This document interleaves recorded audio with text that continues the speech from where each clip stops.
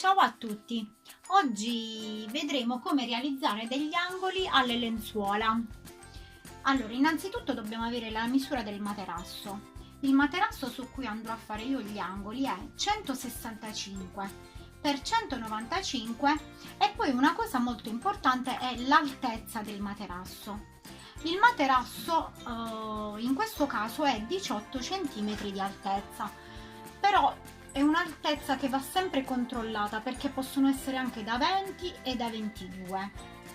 Per calcolare l'angolo procedo in questo modo: prendo il tessuto del lenzuolo e partendo da un angolo, quello della cimosa, mi calcolo se ho la disponibilità del tessuto per realizzare gli angoli, perché devo avere 195 di larghezza più 18 cm a destra e a sinistra per l'altezza del materasso, più altri 5 o 6 cm di rimbocco interno.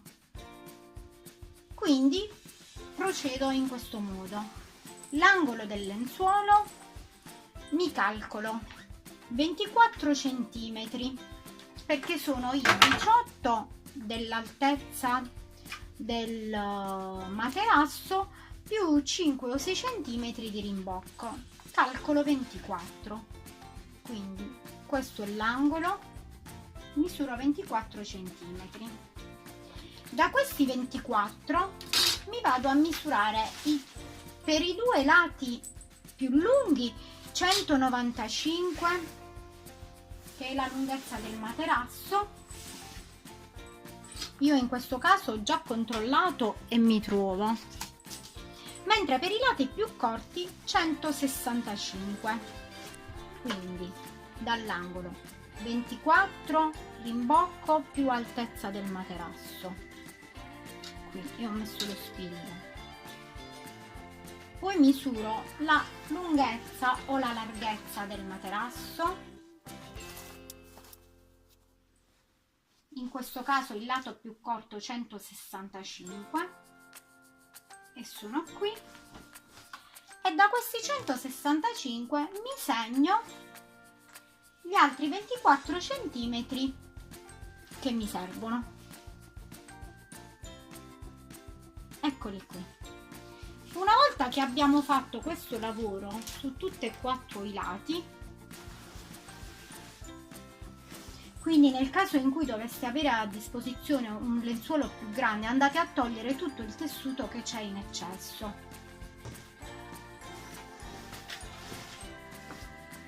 Si prende ogni angolo del lenzuolo e si segnano i 24 cm. 24 e 24. In questo modo.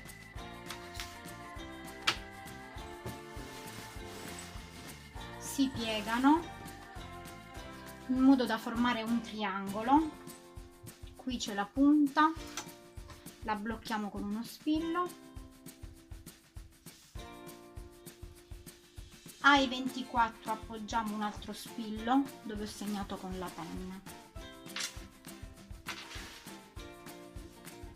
Ai 24 cm mi vado a tracciare verso l'alto l'altezza del materasso, quindi mi traccio altri 24 cm,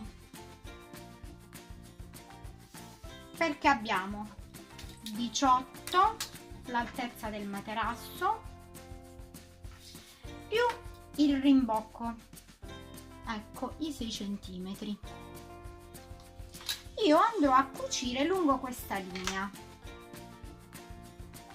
Posso anche già tagliare, e già appoggiando gli spilli ci rendiamo conto che abbiamo l'angolo.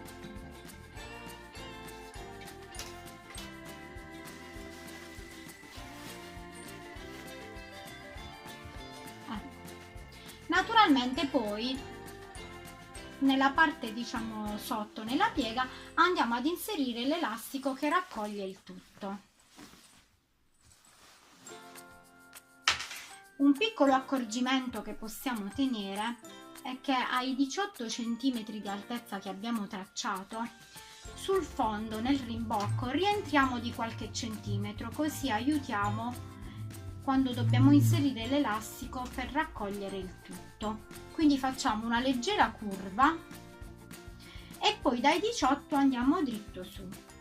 Procediamo allo stesso modo per tutti e 4 gli angoli. Quindi vado dall'altro lato, un altro angolo, e traccio 24, 24,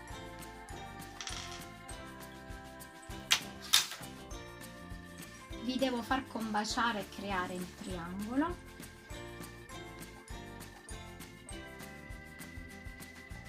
Blocchiamo la punta.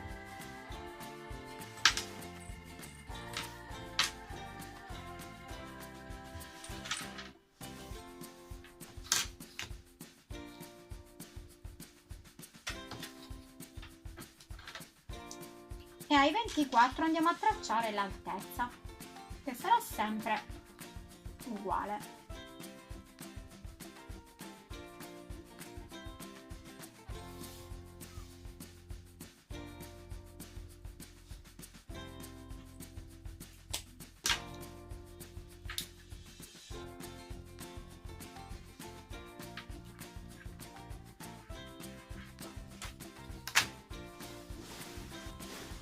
Così via anche per questi altri due angoli. Quindi pieghiamo a triangolo,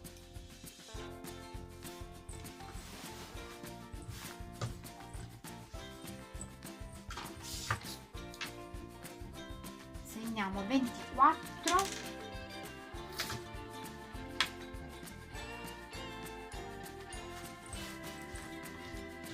e tracciamo l'altezza.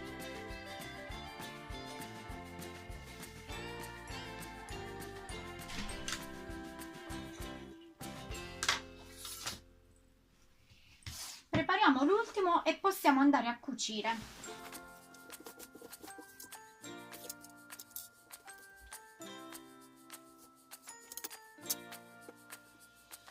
Naturalmente farò cucitura dritta, come vi ho già accennato.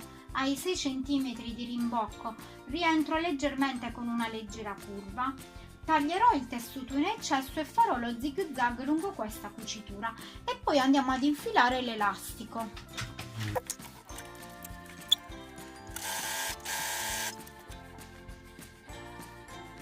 Vedete, ho cucito il primo e lascio un centimetro e mezzo di margine, in questo modo.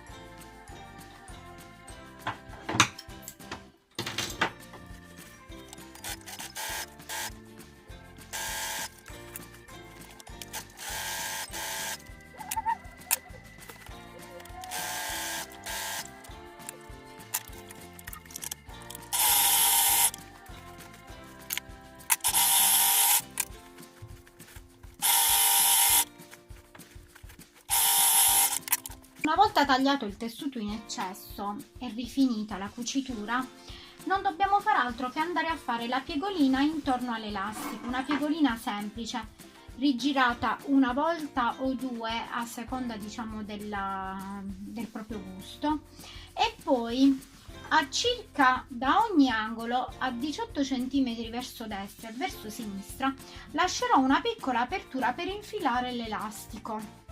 Ho terminato di fare la piega tutti intorno al lenzuolo.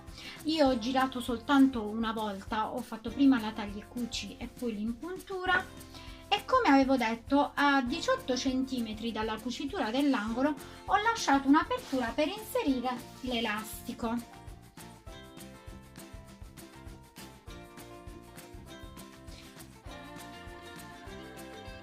Andiamo ad inserire l'elastico. Questo passaggio va fatto naturalmente per tutti e 4 gli angoli.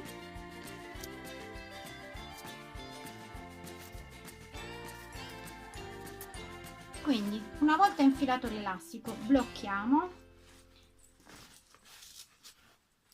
tiriamo l'elastico raccogliendo, tagliamo l'eccesso e possiamo chiudere le aperture. A questo punto il lenzuolo è pronto. Ecco qui. Questo è l'angolo. Spero che anche questo tutorial sia stato chiaro e mi raccomando, iscrivetevi e continuate a seguirmi sul canale YouTube Cucire insieme a Ilaria. Grazie e al prossimo tutorial!